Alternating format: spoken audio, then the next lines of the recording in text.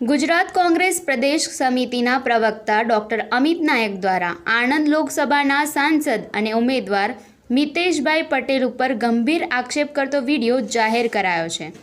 જેમાં તેઓએ જણાવ્યું હતું કે વર્ષ 2013માં Mumbai Ahmedabad high speed railway પ્રોજેક્ટમાં તેઓએ ગુજરાત અને કેન્દ્ર સરકારના સરકારી અધિકારીઓની મિલીભગતથી રેલ પ્રોજેક્ટમાં જતી જમીનો અને કંપનીઓનો ખોટો સર્વે બતાવીને સરકારી તિજોરીને કરોડો રૂપિયાનું નુકસાન કરેલ છે। તો આવો સાંભળીએ ગુજરાત પ્રદેશ સમિતિના પ્રવક્તા આ અંગે શું કહી રહ્યા છે। અમિત પારેખ, આઝાદ મીડિયા લાઈવ, આણંદ। પુરાવાના આધારે દસ્તાવેજના આધારે તેમને વળતર ચૂકવવામાં આવે છે, પણ જે આણંદના સાંસદ છે અને તેમના દ્વારા અને તેમના મળતિયાઓ દ્વારા પોતે ખોટી રીતે ઊભી કરવામાં આવેલી કંપનીઓ, ફેક્ટરીઓ કે જે વાસદ ખાતે 2 કંપનીઓ છે કે અત્યારે જેનું એકનું નામ છે Divya Kiran agro processing private limited Vasad અને બીજી એક કંપની છે Satyendra packaging private limited Mugar ખાતે,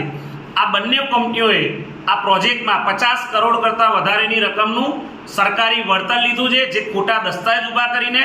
જે કેન્દ્ર સરકારના અને રાજ્ય સરકારના જે અધિકારીઓ છે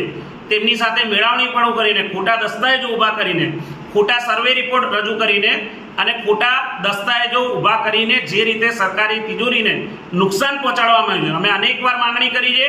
કે ભારતીય જનતા પાર્ટીના સાંસદ અને નેતા દ્વારા જે સરકારી તિજોરીમાં ભ્રષ્ટાચાર કરીને જે નુકસાન પહોંચાડવામાં આવ્યું છે એની નિષ્પક્ષ માંગણી અમે કરી હતી તપાસ માટેની, જે આજ દિન સુધી નથી થઈ। આજે જ્યારે ચૂંટણીઓ છે ત્યારે આણંદ જિલ્લાના મતદારોને, આણંદ જિલ્લાના લોકોને જાણવાનો અધિકાર છે